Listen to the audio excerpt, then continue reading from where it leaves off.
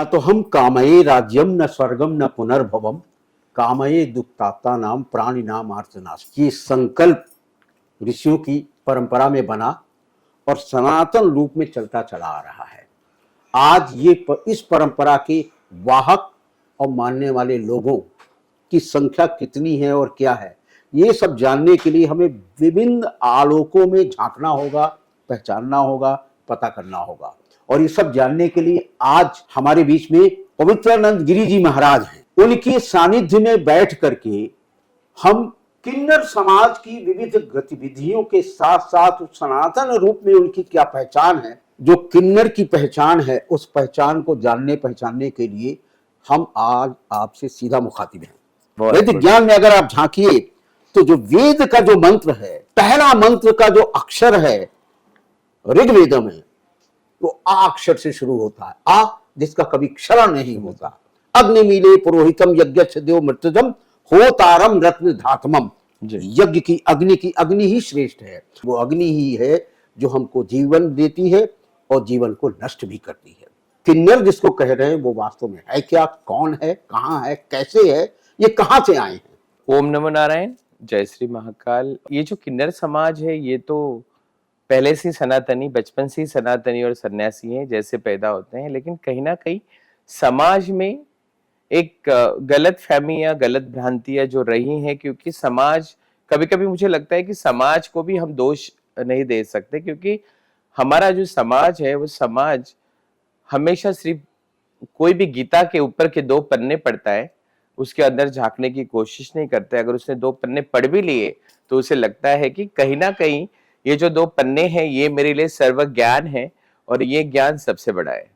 तो इसी को चलते हुए जैसे हम बड़े हुए, क्योंकि एक जन्म होना ये सबसे बड़ी सत्यता है और एक स्मशान तक पहुंचना ये उससे बड़ी सत्यता है। वही एक हमारे जीवन का सबसे सत्य है और उस सत्य के लिए हम इतनी जो पूरे जीवन भर किसी को दुखाते हैं, किसी को घिन नजरे से देखते हैं, किसी को हम द्वेष करते हैं, ईर्ष्या करते हैं, और इसी जीवन के साथ हम बड़े होते हैं और हम समाज को देखते हैं कि समाज में ये जो उलाढाल है, ये जो क्रिया है, ये किस तरह से एक दूसरों के प्रति घृणा बनती है, ईर्ष्या बनती है। आज हम देखते हैं कि अच्छे अच्छे जगह पे सब कुछ बुरा होता है, मर्डर होता है, ईर्ष्या होती है, लेकिन कहीं ना कहीं इससे परे अगर हम जाते हैं तो वो है हमारे ग्रंथ, पुराण और धर्म। अगर हम धर्मों को एक साथ लेके चलते हैं, आज हम हिंदू के बारे में बहुत लोग जानते हैं या हम अदर धर्म को भी देखते हैं, तो कहीं ना कहीं सबका समूह एक ही होता है, लेकिन सिर्फ हमें एक दूसरे के जो विश्लेषण है, एक दूसरे की जो सोच है, वो हमारी अलग अलग होने से हम कहीं ना कहीं एक दूसरे को समझ नहीं पाते हैं।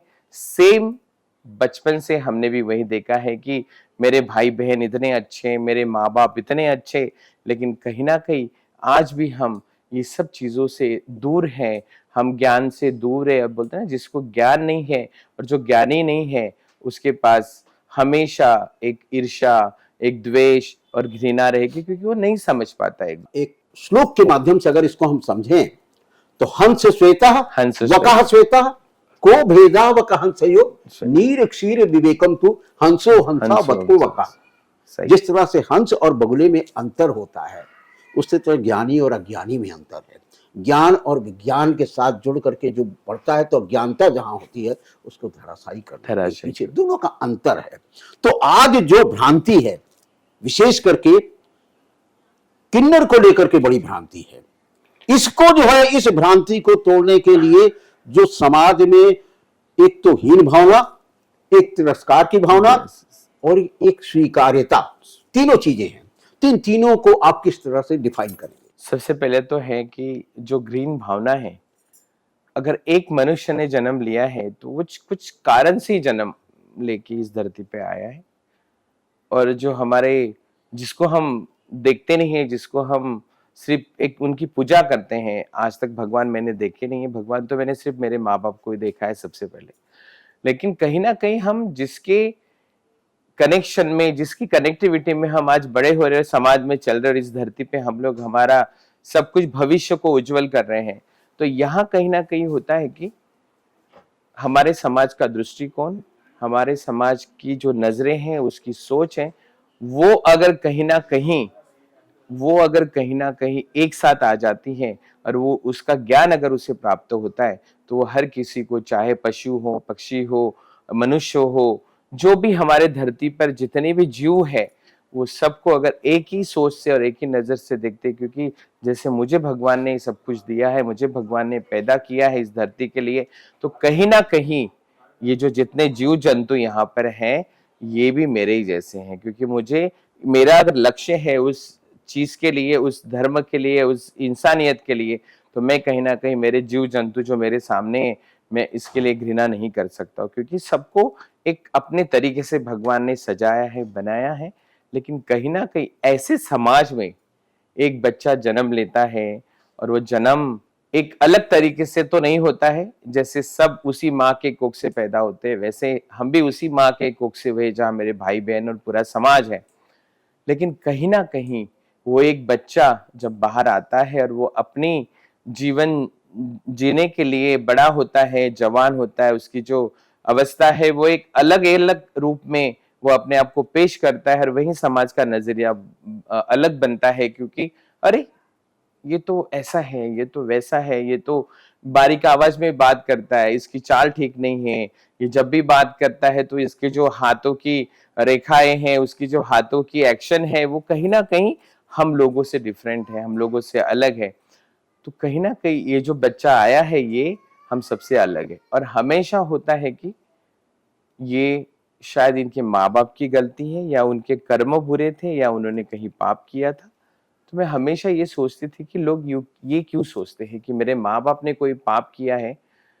मुझे नहीं पता था ना मैं किस जेंडर से बाहर आने वाली हूँ। अगर मुझे पहले मेरी माँ के 9 महीने पेट में मैं थी, तो मुझे, मैं बोल दे सकती थी, अगर मेरे में इतनी शक्ति, परम शक्ति तक अगर मैं पाती, तो शायद मेरी माँ को मैं बोलती, मेरे घर वालों को, क्योंकि मैं अलग जेंडर में आ रही हूँ, आपको स्वागत करना पड़ेगा। इसके लिए कोई घृणा या कोई पाप या कोई द्वेष नहीं होना चाहिए, और मुझे तो आना है और मुझे आपके घर में ही जन्म लेना है। अगर ये मुझे परम शक्ति और थोड़ा आभास भी होता, तो शायद मैं मेरे घर वालों से, मेरे माँ बाप से बात करती, लेकिन मेरा तो कोई गुनाह ही नहीं था। मैं तो इतनी क्लीन, भगवान ने जिस तरीके से मुझे बनाया, जिस मंशा से मुझे बनाया, और जो मन और तन में लेकर आई हूँ बाहर, इसमें मेरा दोष नहीं या मेरे माँ बाप का नहीं। ये तो समाज ने हमें दोषी ठहराया है, क्योंकि अगर मैं बोल के आती कि मैं इस जेंडर के साथ आ रही, तो शायद मेरे माँ बाप को इसका जो अवेयरनेस होता, इसकी कल्पना होती, या इसके बारे में ज्ञान होता, तो कहीं ना कहीं वो मुझे बोलते कि नहीं, तुम अंदर ही रुक जाओ, हम कुछ भी कर सकते हैं, तुम बाहर नहीं आना, क्योंकि अगर तुम बाहर आओगे तो शायद हम कहीं ना कहीं भगवान के भी पापी के रूप में, या हमारे कर्म बुरे होंगे। इस चीज से हमें समाज देखेगा, और इसी बातों पे हमें कहीं ना कहीं भगवान भी माफ नहीं करेगा, लेकिन ऐसा कभी होता नहीं। पंच महाभूतों से ही शरीर बनी है, बराबर। और एक पंच महाभूतों में जहां दोष बिगड़ा, वही सब वो खत्म होता है, बीमार होता है। जी। समदोषः समदग्निश्च दग्निश्च समधातु धातु। मलक्रिया आत्म इंद्रिय में ना स्वस्थ इत्य धीये थे। जी, जी। तो ये जो पंच धातु की त्रिदोष है, इन त्रिदोष से ही जीवन बना हुआ है। तो जीवन की साक्षरता और जीवन का ज्ञान, इन सबको अगर हम एक साथ मिला लें, तो सब एक यूनाइट, एक पुंज के रूप में आता है। जी। वो पुंज कहाँ है? वो शून्य में जाता है। और अगर देखा जाए तो वो महाकाल बाबा की ही, वो कहीं न कहीं एक आशीर्वाद से निकल करके आता है, वो उनकी ही एक ज्योति है। उसी की ज्योति में आपकी परंपरा भी, मैं मानता हूं कि उस परंपरा से चली आ रही है। जहां तक मैंने भी देखा है, कोई ज्ञान लेके जन्म नहीं लेता है। इस धरती में, इस संस्कृति में, जिस माँ के कोख से, बोलते हैं ना कि पेट में बच्चे सारी बातें सुनते हैं, और ये शायद ये भगवान की प्राप्ति है, जो माँ के पेट में रह के कुछ सुन के बाहर आता है, और उसको पता होता है कि चक्रव्यूह कहाँ तक है और मैं कैसे बाहर निकलूं। तो कहीं ना कहीं वो ज्ञान अधूरा था, इसलिए वो बाहर निकल नहीं पाया, उसको तकलीफ हुई कि इतना सारा जो ब्रह्मांड में उथल पुथल चल रहा है, और मैं उसके बीच में भंवर में फंसा हूं, और मैं अभी कैसे बाहर निकलूं, ये भी ज्ञान वो पूरा ले नहीं पाया।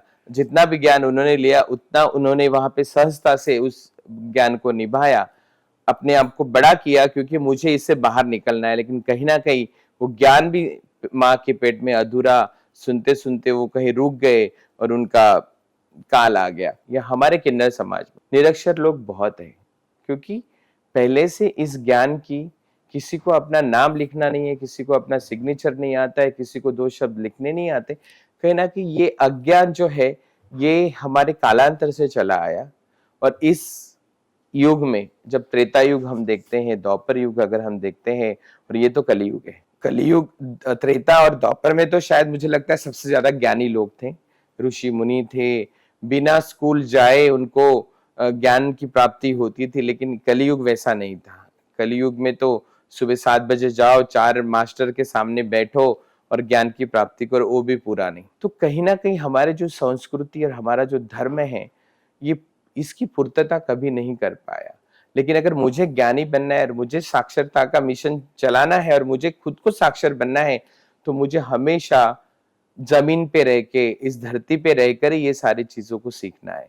अगर मैं किसी को बोलूं कि नहीं नहीं मैं ये नहीं सीख सकती, मैं वो नहीं सीख सकता, तो शायद मैं मेरे पूरे जन्म में, पूरे जीवन भर के लिए मैं अज्ञानी रहूंगी। एक भगवा पहनने से तुम ज्ञानी, या हम 1000 लोगों के सामने बैठकर एक कथा सुनाने से, वो भी पढ़कर, हम ज्ञानी नहीं बन सकते। हमेशा जिसने भी ये ज्ञान बांटने की कोशिश की, वो हमेशा अपूर्ता रहा है, ज्ञान की प्राप्ति नहीं कर पाया। आज हम इतने कथाकार देखते हैं कि, और हमारी मोह माया से निकालने के लिए वो हमें इतनी मदद करते हैं कि तुम ये मत करो, तुम वो मत करो, पति ये करेगा, पत्नी वो करेगी, बच्चे वो करेंगे। लेकिन कहीं ना कहीं जो ज्ञान है, वो ज्ञान सिर्फ उसी मंडप में ही होता है। और जब हम मंडप से बाहर निकलते हैं, तो हम पूरे हमारे भेष में आते हैं कि जहाँ माया मोह है, हमारे बच्चे हैं, मेरा ये परिवार है। तो ये जो ज्ञान है और ये जो माया मोह है, इसमें बहुत अंतर है। जो ज्ञान है, ज्ञान का, जिसके मन में, दिल में ज्ञान है, वो ज्ञान हमेशा एक अपने गोल को और विजन को चुनता है, क्योंकि मुझे इसी रास्ते जाना है। और मुझे पता है आज मुझे कितनी भी तकलीफ होगी, मेरे पास थोड़ा सा भी ज्ञान है, मैं तो अपने पति परमेश्वर को, अपने परमात्मा को जरूर पा लूंगा, जरूर साक्षात्कार मुझे दर्शन देंगे, क्योंकि उतना ज्ञान मुझ में है। चाहे ये रास्ता कैसा भी हो, लेकिन मुझे इसी रास्ते पे जाना है, और मेरी मंजिल मुझे आज नहीं तो कल मिलेगी, क्योंकि मेरे पास ज्ञान है। बेनी प्रवीण एक बहुत बड़े कवि हुए जी। 1735 में। बनारस के गंगा घाट पे बैठ के उन्होंने गंगा गीत लिखा। उन्होंने लिखा, कंकन करल कल किंकिनी कलित कट कंकन कंगूर कूच केशकारी कामनी फूल कोमल कपोल कंठ कम्बुत कपोत ग्रीव को किला कलामिनी। गंगा की उन लहरों को देख करके, लहरों के साथ जोड़ करके पूरी तरह से भाव विह्वल हो गए, और उन्होंने तब वो गीत लिखा 1735 में। तो जो गीत काव्य छंद जो निकल करके उभर करके आए, मैं अभी एक ऐसे पड़ाव में हूँ, मेरी उम्र ऐसी पड़ाव में है। मैंने बहुत कोशिश किया हमेशा कि मैं कहीं से तो कुछ अच्छा ज्ञान प्राप्त करूं।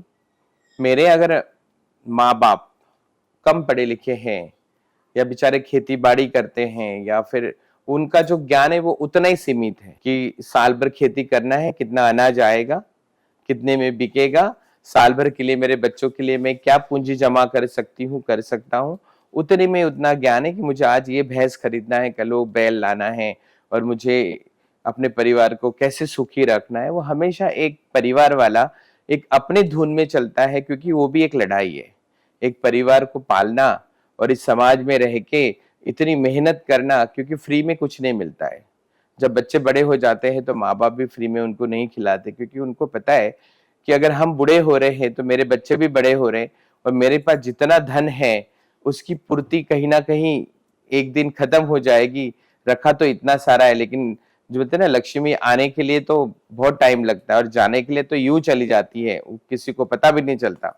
तो वैसे ही वो परिवार की सोच होती है कि नहीं, जब बच्चे बड़े हो रहे हैं तो उनको भी काम करना चाहिए, क्योंकि वो भी एक जीवन जो है, जैसे नौकरी, अगर मैं मेरे माँ बाप के परिवार के साथ हूँ तो मेरा भी वही जीवन है कि मुझे इनके यहाँ भी रह के फ्री में कुछ नहीं मिलेगा। भले ही उन्होंने मुझे जन्म दिया, छोटे से बड़ा किया, कपड़े सिलाए, एजुकेशन दिया, लेकिन आज मेरा काम है कि मैं उस परिवार के लिए कुछ करूं। मेरे पास थोड़ा एजुकेशन है, थोड़ा दिमाग है, उस माइंड से अगर मैं काम करता हूं या करती हूं, तो कहीं ना कहीं मेरे परिवार को सुखी रखता हूं। वही अगर हम काशी पहुंचते हैं, बनारस पहुंचते हैं, तो बनारस के बारे में तो बिल्कुल एक अलग ही ज्ञान है और अलग ही अद्भुत उस बनारस का चित्र हमारे आंखों के सामने हमेशा होता है। जैसे फर्स्ट टाइम पहली बार अगर बनारस में, बनारस को देखने के लिए, बनारस की जगह पे पैर रखने के लिए विष्णु जी आए और शिव जी ने बहुत फोर्स किया कि आप वहां जाओ और वहां देख के आओ कि मैं वहां बैठ सकता हूँ या रह सकता हूँ, या मुझे जो भी उस काशी को स्थापन करने के बाद मुझे जो भी वहां पे क्रिया करनी है क्या मैं कर सकता हूँ। तो इसी भेष में विष्णु जी को भेजा गया और विष्णु जी बहुत कंटाला कर रहे थे कि नहीं नहीं मुझे नहीं जाना है और मैं क्यों जाऊं। लेकिन फिर भी नारद जी कहीं ना कहीं अपने बजाते हुए, खंजर बजाते हुए चलते रहे और विष्णु जी के कदम काशी की ओर बढ़ते रहे और सूर्य नारायण जी उनके साथ थे। उन्होंने आके पहले उस जगह का भ्रमण किया कि मेरे शिव जो है वो यहाँ कैसे अवतरित हो सकते हैं, कैसे यहाँ अपने आप को बिठा सकते हैं काशी विश्वनाथ। उसी तरह से जो विष्णु जी ने आके पहले पड़तालनी की कि इस शहर में, इस गांव में, इस नदी के किनारे, क्योंकि गंगा तो तब आने की थी, गंगा तो बहुत लेट आई। काशी नगरी भगवान शंकर के त्रिशूल पर बसी हुई Yes. है, तो वो काशी कहलाई। और वरुणा नदी से चल के और 80 घाट तक 80 घाट पहुंचती है, तक पहुंचती तो वरुणासी तो वाराणसी हो गई। और पूरा रसमय बना हुआ है संसार वहां का, तो वो हो गया बनारस। बनारस। तो काशी, वाराणसी और बनारस, बनारस। ये 3 नाम उसमें हो त्रिशूल। जाते हैं, त्रिशूल के रूप में आ जाता है ये। विष्णु जी के कदम पड़े वरुणा नदी के किनारे और उनको कहीं ना कहीं ज्ञात हुआ कि नहीं, मेरे भोले बाबा, मेरे जो शंकर है वो तो यहाँ आराम से रह सकते हैं, क्योंकि जिस मिट्टी पे उन्होंने पैर रखा था वहां की जो मिट्टी थी वो सबसे ज्यादा पावन और पवित्र थी। और जैसे विष्णु जी वहां पर आए, विष्णु जी एकदम प्रसन्न मन से थे कि नहीं मुझे भी यहीं बैठना है। लेकिन मैं जिस जगह पे बैठा हूँ, वरुणा नदी और जो संगम होता है गंगा माँ का, उस घाट, वो पहला घाट है बनारस का, वहां पे उनका बहुत बड़ा मंदिर है। और सूर्य नारायण जो थे वो भी साथ में थे। उन्होंने डिस्कस किया, उन्होंने बातचीत की कि हम इसकी रचना कैसे करें। जब शंकर जी ने उनको पूछा क्या मैं वहां रह सकता हूँ, मैं वहां पे दर्शन दे सकता हूँ या मेरी स्थापना हो सकती है, तो विष्णु जी ने बड़े अच्छे हृदय से उनको बोला कि नहीं महाराज, आपके लिए तो वो जगह सबसे ज्यादा पवित्र है और आप वहीं रहेंगे। जब विष्णु जी ने पूरा देख रेख करके, विश्वकर्मा जी, विष्णु जी, सूर्य नारायण जी जब यहाँ से वापस लौटे, तो तब जाके शिव जी ने वहां आने का मन बसाया और वहां पे आकर अपना स्थान बनाया। सेम है कि जब पार्वती जी जब चल रही थी तो उनके कान का कुंडल गिर गया। आज सब लोग बोलते हैं कि काशी शापित है, काशी का गंगा जल कोई लेके नहीं जा सकता, क्योंकि कुछ पल के लिए काशी की जो गंगा है वो उल्टी बहती है। वो तो हमारे विधाता का विधान है और उस विधान के साथ हमारी सृष्टि है और हम इंसान बने हुए हैं। लेकिन कहीं ना कहीं वो इतनी परेशान, शिव जी भी उनको मदद नहीं कर पाए कि जो कान का गिरा हुआ अगर उस घाट पे उन्हें मिल जाता तो शायद आज वहां पे मणिकर्णिका घाट नहीं होता। लेकिन वो विधाता की जो विधान है उसके आगे कोई जा नहीं सकता, ना उसके पीछे कोई जा नहीं सकता। लेकिन जो लिखा है और जो बना है वो उसी हिसाब से जो बन के रह गया। और आज जो झुमका नहीं मिला और वो इतनी परेशान त्रस्त बेचारी पार्वती माँ और अपना झुमके के लिए इतनी बेबस थी कि उन्होंने वो पूरा बनारस छान मारा, लेकिन वहां पे उनको अपना जो कान का गिरा हुआ कुंडल था वो नहीं मिला। और उन्होंने वहां पे खुद को, क्योंकि वो उसका हृदय इतना जल रहा था ना, क्योंकि कान का जो कुंडल गिरा था और उसकी जो जलन उनके हृदय में हो रही थी, तो वही उन्होंने शाप दिया कि यहाँ पे हर वक्त जलता रहेगा। और वो उसका नाम पड़ गया मणिकर्णिका घाट।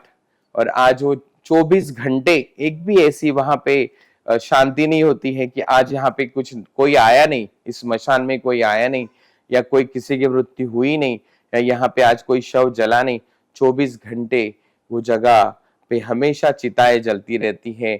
जैसे माँ पार्वती का हृदय उस कुंडल के लिए जलता रहा और उसी हृदय के साथ, जलते हुए हृदय के साथ माँ ने वहां पे श्राप दे दिया कि इसी घाट पे पूरे जीवन भर, मतलब जितने भी जन्म आएंगे, जितने भी युग आएंगे, हर युग में ये यहाँ पे ये चिताएं जलती रहेगी, क्योंकि मेरा कलेजा जो है, मेरा हृदय जो है वो इतनी बुरी तरह से जल चुका, लेकिन फिर भी मेरा कुंडल मुझे नहीं मिला। तो उस जगह पे उन्होंने जब श्राप दिया तो आज वो 24 घंटे हम सभी देखते हैं। हम तो शौक से लोग जाते हैं वहां पर, नमस्कार करने जाते हैं, आशीर्वाद लेने जाते हैं। मैं भी बहुत बार जाती हूँ। मैं कभी स्मशान नहीं गई जीवन में, लेकिन जब भी मैं बनारस जाती हूँ तो एक खिंचाव उस तरफ आता है कि वहां जाने के बाद मुझे पता चलता है कि यही है हमारा आखिरी स्थान। हम कुछ भी कर ले, लेकिन आना तो यही है। यहाँ पे कोई जात नहीं, यहाँ पे कोई पात नहीं, यहाँ पे कोई बड़ा छोटा नहीं है, यहाँ पे सब बराबर है। यहाँ पे किसी का घमंड नहीं चलेगा, यहाँ पे किसी का कोई ईर्ष्या नहीं चलेगी। तो लेकिन एक जो बना है सृष्टि ने, जो बना है हमारे भगवान ने, वो जो बातें और जो पुराने हैं वो सच में सच है। अगर हमें उसको हम और अच्छी तरह से तराशते हैं, एक शिव पुराण ले लो, हम अगर शिव पुराण को तराशते हैं तो शायद हमारे जीवन की प्राप्ति हमारे ग्रंथों में ही है। हमें ज्ञान तो बाद में देना है, लेकिन पहले हम कितना ज्ञानी और हमारे धर्म को और हमारे ग्रंथों को हम कितना आत्मसात कर सकते हैं, उसके बाद ही हमारे जीवन की जो जीवन का जो अर्थ है वो शायद हम इस धरती पे और किसी को समझा सकते हैं।